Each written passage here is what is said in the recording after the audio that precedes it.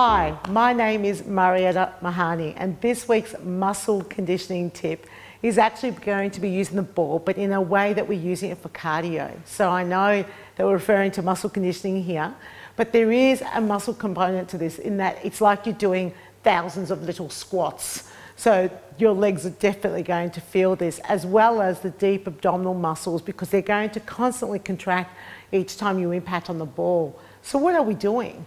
We're actually going to be doing what's called lift-off. Lift-off is a movement pattern where you physically lift off the ball.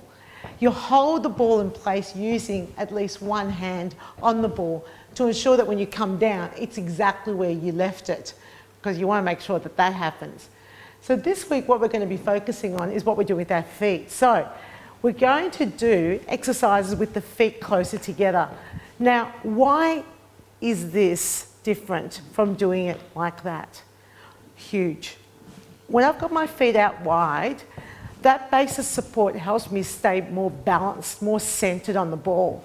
The closer I bring the points of support together on the floor, the more challenging it is for me to stay stable. In fact, I feel like every time I hit the ball, I come up and I'm moving slightly differently. The other thing is trying to use my inner thighs to squeeze against each other, so I've got that adductor activation, which you will not feel when you have your feet wider. So you're going to feel yourself sort of bouncing off and doing slightly different things. So each time you do it, your brain's trying to adjust, your body's trying to work out where its balance is, so it's great for balance training. All right, so let's go back to this. Yeah, and you might feel that you're favouring one side over another. And let me give you a tip here too, by the way. If you're ever tired and you're doing this, you're going to know about it straight away, because your balance will be awful.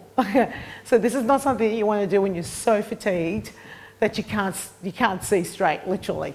So you've got your legs together, you're going up and down, your fingertips are always in contact with the ball, and then you can start playing around with your arms. Now that's even going to add a little bit more challenge. Your legs are going to want to spread apart to try and maintain some sort of stability. I think the arms going up will also increase heart rate. Whoa, there I go. You might notice that I'm actually moving a little bit from one side to the other as I'm trying to maintain my balance in the center. I'm going to straight arms. Straight arms are a little bit easier because they actually help with a little bit more balance. Add a circle to the back, and then life gets more interesting all over again. So doing the lift-off action with just your feet together, you're going to feel it in your thighs. Let me tell you, your heart rate's going to go up, your body's going to get warm, and then you get this incredible stimulation mentally that's passing through your body as you're trying to manage the balance aspect without actually having to lift one leg up off the floor like we normally do with balance. So, great activity if you're thinking of something outside the box. You want to create a warm-up for your participants that is mentally stimulating as well as physically stimulating. It's pelvic floor safe. It's a great way for training your legs and your adductors. And it's just fun. It's just something different.